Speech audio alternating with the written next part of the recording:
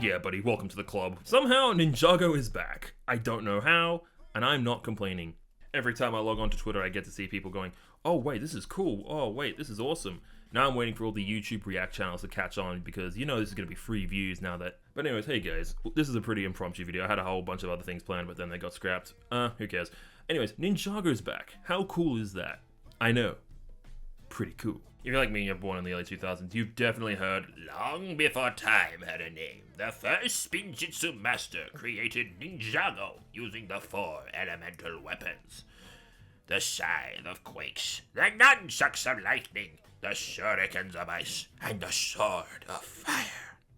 Like, that was everywhere. You can even see memes of it still to this day. I love that opening for any show ever. It's so simple, it's sweet, and it just delivers the message every time because it's so good. So if you're wondering why I'm talking about Ninjago, well, it kind of is a long story because, fun fact, I am an OG. Like, I've been with this series since the very beginning. I remember seeing that first poster in the Lego Club magazine.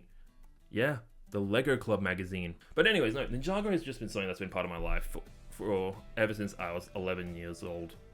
Is that right? No, 9 years old.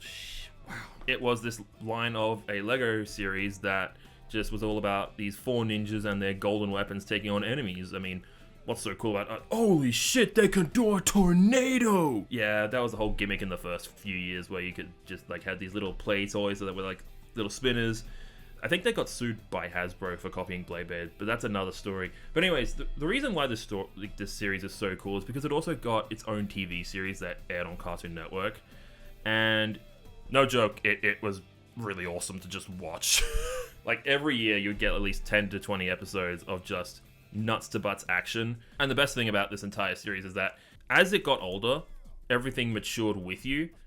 Like, I will never forget watching rebooted episode 34. If you know, you know. In fact, you probably saw it at the beginning of this video. But that whole sequence was shown on a kids' TV channel. I remember going to school the next day and everyone was like,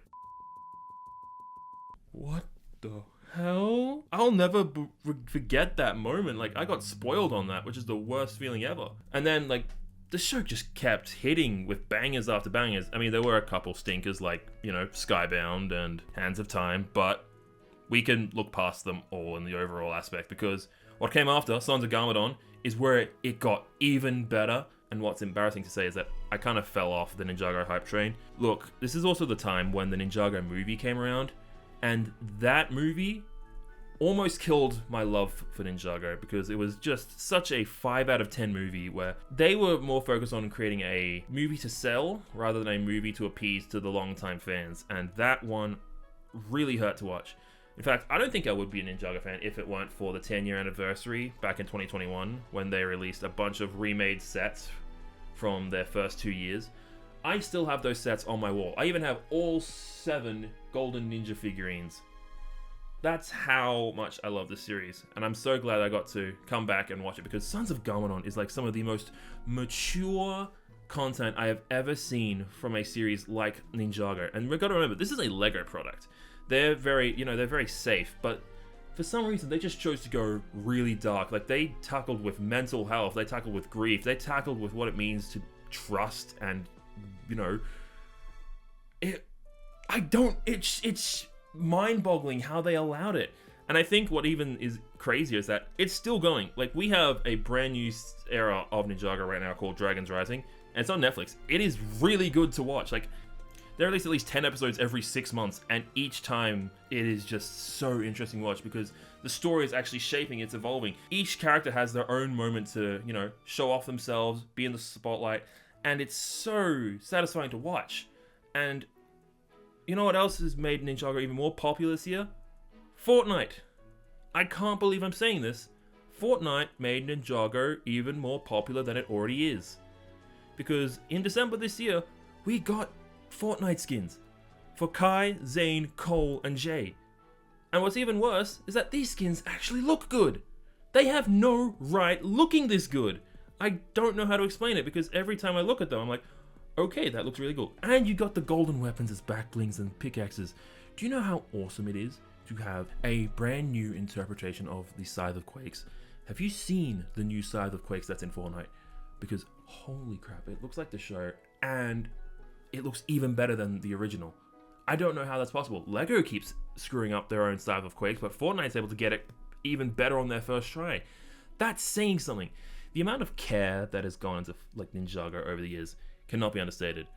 Like we've had some ups, we've had some downs, but when the ups hit, they deliver, and I cannot deny that. Because I'm even looking at my desk. I've bought so much Ninjago this year, more than I should have. Is that a problem? Probably. In fact, you've probably seen a couple building streams of me building them on my Twitch. You know, shameless plug. Go subscribe. And what's even crazier is that Ninjago turns 15 years old in 2026. I think I mentioned it. I can't remember. I've done so many takes trying to record this video. But next year, they're going to be releasing even more legacy sets based on old designs and whatnot. We have a Kai's Blacksmith. Kai's Blacksmith. For those who don't understand, Kai's Blacksmith is the first ever shot from the original pilot back in 2011. The exact same shop. Do you understand how amazing this is? I'm going to put a picture up on screen right now. Have a look at that. That is the first ever shot from the Ninjago animated series. And we're finally getting in LEGO for the first time ever. How awesome is that? And then you have the giant set, the Old Town, which has the first Spinjitzu Master. And just so many other cool characters. Like, we even got Dr. Julian in that, which is a character that has never been made before, who is Zane's dad. Like, there's just so much. Man, there's just so much. It's peak. It's peak! And just watching the story grow, like seeing it going from Kai, Cole, Zane, and Jay to now being Kai, Cole, Zane, Jay, and Lloyd, to Kai, Cole, Zane, Jay, Lloyd, and Nia.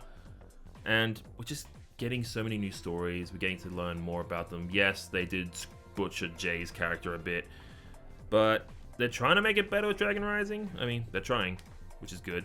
There's just so much that I want to talk about, because over time, it definitely has been an amazing experience to just be a part of and just watch from the sidelines. And I'm so glad that I got to watch it, you know, grow and evolve alongside it.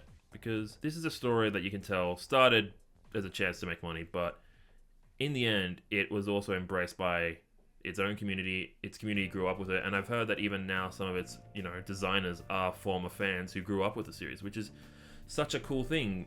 And the fact that a story like this is so prolific that even the voice actors for all the ninja, they all love and embrace their roles. Like Vincent Tong's a great example. He does Kai, and we always see him talking about Ninjago whenever he gets the chance to. And he's so vocal about how much he loves working on it. And he always has a smile when people come up to him and talk about Ninjago from the clips I've seen, which is so cool. And I am going to use this moment to just quickly say, we do miss you, Kirby Morrow. Thank you for your time as Cole. The new voice actor for Cole is great, but Kirby, we'll miss you. You're an amazing, amazing person.